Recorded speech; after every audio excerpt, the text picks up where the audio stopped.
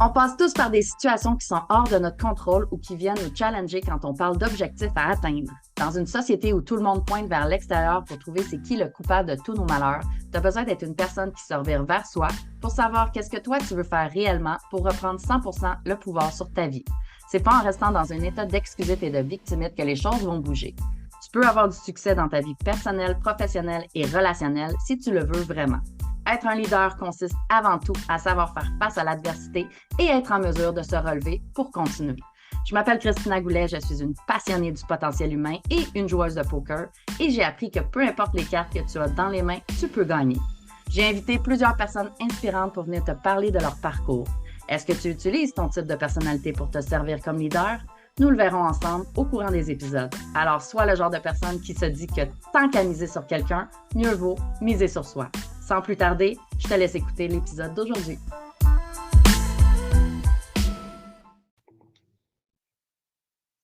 Salut leader, je te souhaite la bienvenue sur le podcast Miser sur soi. Est-ce que la technologie nous éloigne des relations? Avant qu'on commence sur le sujet, j'ai envie que tu te poses la question, qu'est-ce que la technologie a comme impact dans ta vie? Comment est-ce que tu utilises la technologie? Est-ce que tu l'utilises partout, tout le temps? À quel moment de la journée tu l'utilises? Dans quel aspect tu l'utilises? Parce qu'on peut l'utiliser vraiment partout aujourd'hui. Autant dans la cuisine, dans le salon, dans la chambre à coucher, dehors, à l'extérieur. On peut l'utiliser partout, la technologie.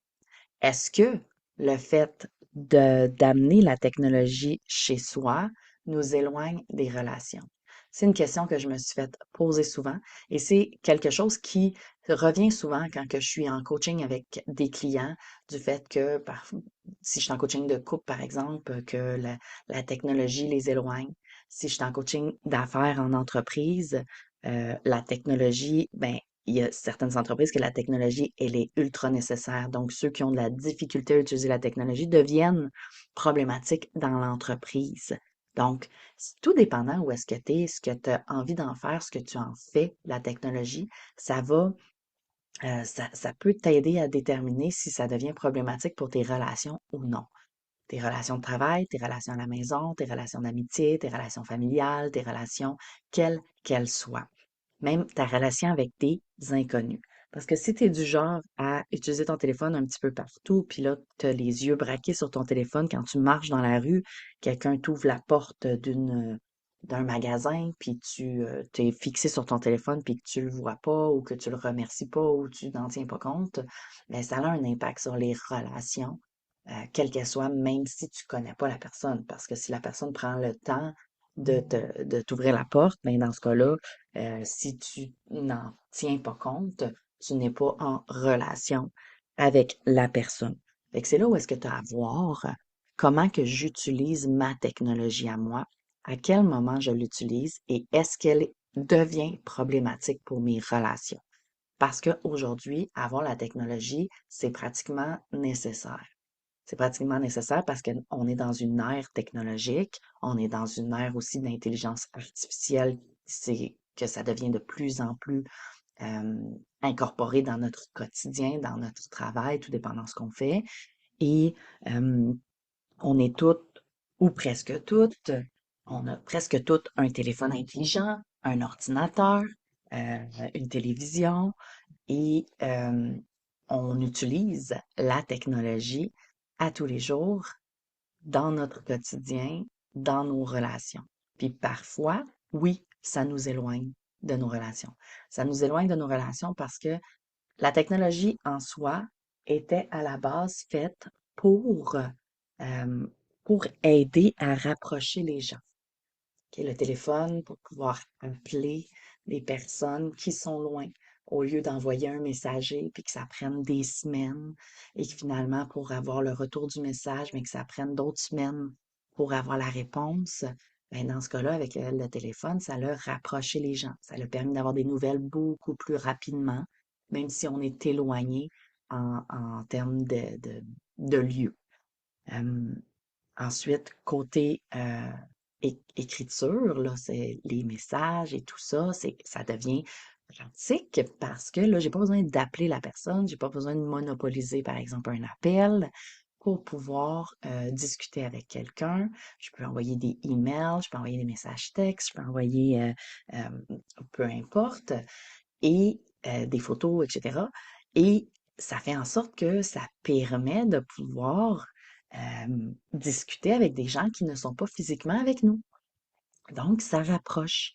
Sauf au moment où est-ce que je suis en relation physique avec quelqu'un, donc je suis assis à côté de quelqu'un, je suis en discussion avec quelqu'un, je soupe avec quelqu'un, dîne avec quelqu'un, et là, je suis pluguée sur ma technologie, sur mon téléphone, je regarde la télé, etc. Et donc, je ne suis pas en relation avec la personne avec qui je suis physiquement. Et c'est là que la problématique, elle embarque dans le terme d'éloignement des relations, parce que si la technologie, elle est là pour rapprocher les gens, un coup qu'ils sont proches, est-ce qu'on veut être avec ces gens-là? Est-ce qu'on a envie d'être en relation avec ces gens-là? Un coup qu'ils sont proches, qui sont assis devant nous, assis à côté de nous, est-ce qu'on a envie de continuer d'être en relation avec eux ou on a envie d'être en relation avec d'autres? Donc, de parler à d'autres personnes qui ne sont pas dans la même pièce que nous. Et c'est là que, relationnellement parlant, ça devient problématique pour certaines personnes. Et c'est ce que j'ai comme retour majoritairement. On est assis à côté, on est tous les deux sur nos téléphones, on se parle pas. Donc, ça devient difficile dans ce cas-là de, euh, de discuter puis d'avoir une relation. Mais le problème, c'est que à certains moments, c'est que les gens deviennent accros à la technologie. Fait que je suis avec quelqu'un et j'ai une addiction d'aller voir ce qui se passe ailleurs dans le monde. Avant, on avait cette addiction-là en ouvrant la télé. On n'avait pas de téléphone intelligent nécessairement, donc on ouvrait la télé et on avait les nouvelles du monde. Donc, on était en relation avec ce qui se passait dans le monde, tout en étant en relation avec la personne à côté de nous. Fait qu'on pouvait quand même se parler et on avait tous les deux, on regardait la même chose à la télé. Ce qui se passe aujourd'hui, c'est qu'on a chacun notre micro-monde dans notre main et on regarde chacun nos choses. Donc, les discussions deviennent plus difficiles parce que si moi, je regarde ce qui se passe dans le monde, puis que l'autre regarde des vidéos drôles, ben dans ce cas-là, on n'a pas une conversation sur un même sujet qu'on regarde tous les deux. Et là, ça devient problématique parce on est chacun dans notre micro-monde. Fait que c'est là où est-ce que la technologie devient difficile pour les relations quand elle devient le centre de notre univers. Quand quand tu as de la difficulté à t'éloigner de ton écran pour être en relation avec les gens qui sont avec toi. Puis souvent, les gens, ce qu'ils vont faire, c'est qu'ils vont fuir avec la technologie. Puis je dis pas que c'est bien, je dis pas que c'est mal. C'est une méthode que les gens ont trouvée pour pouvoir fuir certaines pensées, certaines responsabilités, certaines problématiques de leur vie, pour pouvoir fuir le quotidien et ça leur permet d'avoir un semblant de contrôle parce que c'est eux qui regardent. Hein, c'est eux qui décident ce qu'ils regardent sur leur téléphone, par exemple. Ça leur donne un semblant de contrôle quand, en fait, comme la technologie elle est faite aujourd'hui, c'est pas toi qui décides ce que tu regardes. C'est ce que tu vas penser, c'est ce que tu vas. C'est fait avec de l'intelligence artificielle, donc ils vont anticiper tes besoins, tes intérêts et tout.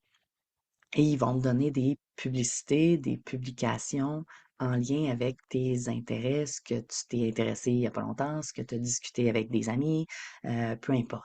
Donc, tu as un semblant de contrôle, mais c'est pas toi qui as le contrôle. Et ils vont aller te chercher avec cet intérêt-là. Donc, tu es intéressé par ça. Oui, je suis intéressé par ça. Voici des vidéos de ça. Voici ce que tu peux acheter par rapport à ça. Voici des publications par rapport à ça. Voici des livres que tu peux aller te chercher par rapport à ça. Donc, tu deviens accro à ça parce qu'ils vont anticiper tes besoins, parce qu'ils vont combler tes besoins. Et c'est ce que la relation, par exemple, ne fait pas d'emblée. Parce que pour avoir quelque chose en relation avec quelqu'un, généralement, ce que tu as à faire, c'est que tu as à le demander. Fait que là, on devient accro au fait que j'ai plus besoin de demander quoi que ce soit et je reçois déjà de la technologie. Fait que j'ai pas besoin de me lever pour aller le chercher. Je peux commander directement en ligne. J'ai pas besoin de faire le geste pour le faire, j'ai juste besoin de demander. J'ai rien de le nommer.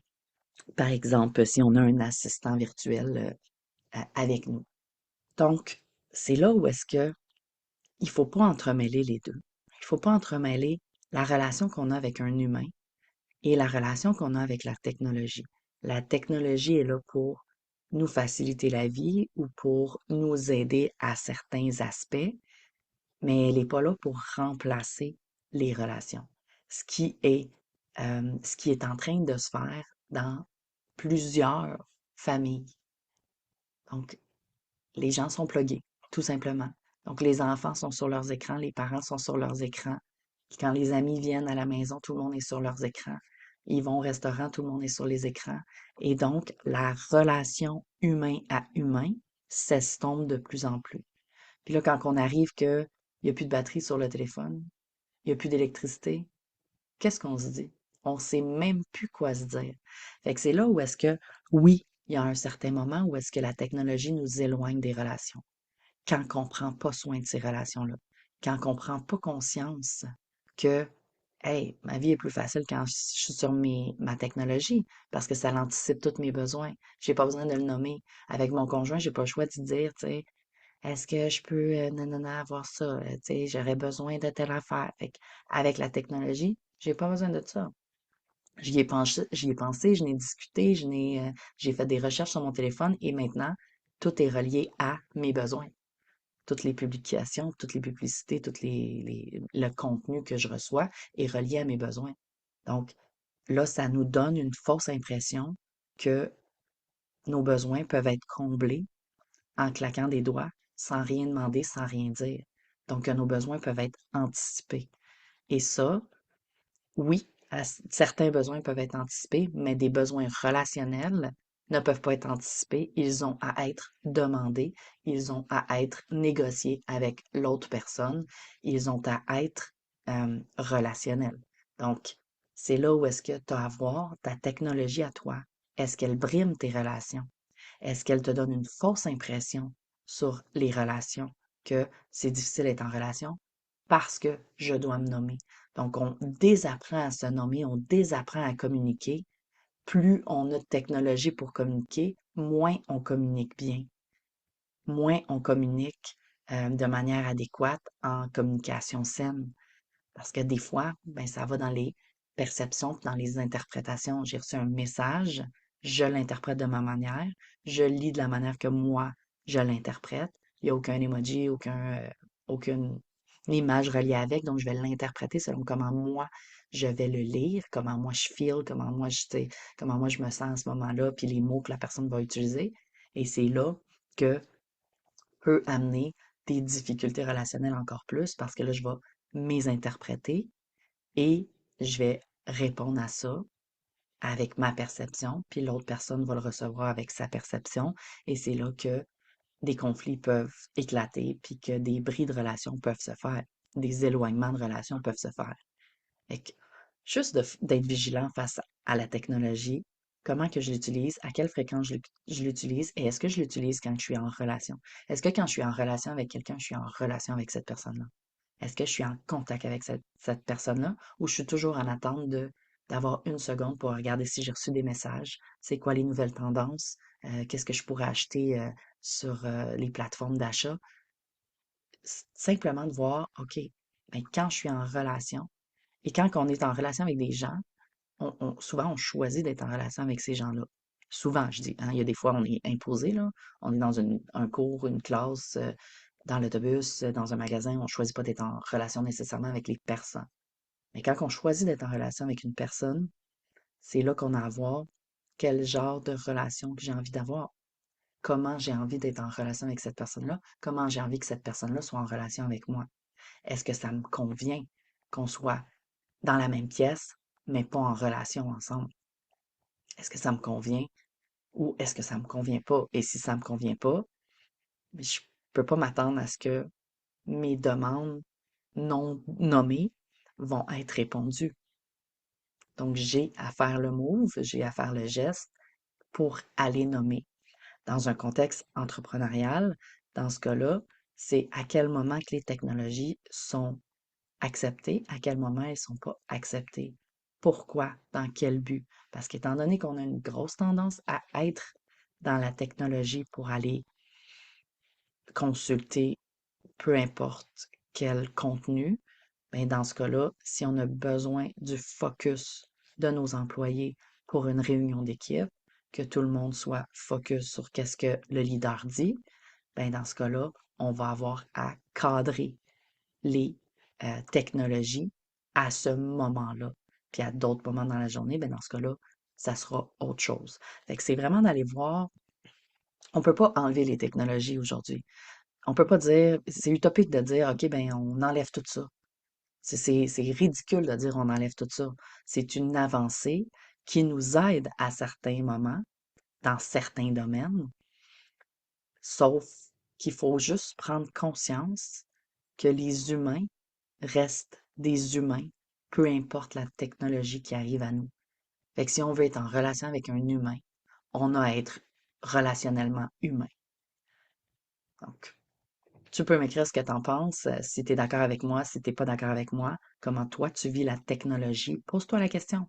Comment toi tu la vis, la technologie dans ta vie? Comment est-ce que tu l'utilises? Est-ce que quand tu es avec tes enfants, tu es toujours sur ta technologie? Tu as toujours la télévision allumée ou tu es toujours sur ton téléphone ou tu es toujours en train d'être sur ton ordinateur, des choses comme ça? Puis les enfants sont sur leur tablette, sont sur leur petit téléphone, écoutent la télé. Comment tu es relationnellement avec les gens qui t'entourent? Pense à ça, puis on s'en reparle très bientôt. On se revoit bientôt dans un nouvel épisode. Salut leader!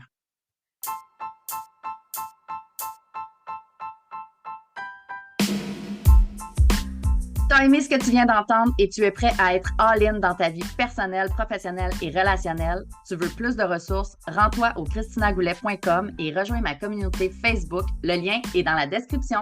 Pour continuer de miser sur toi, assure-toi de t'abonner pour écouter le prochain épisode.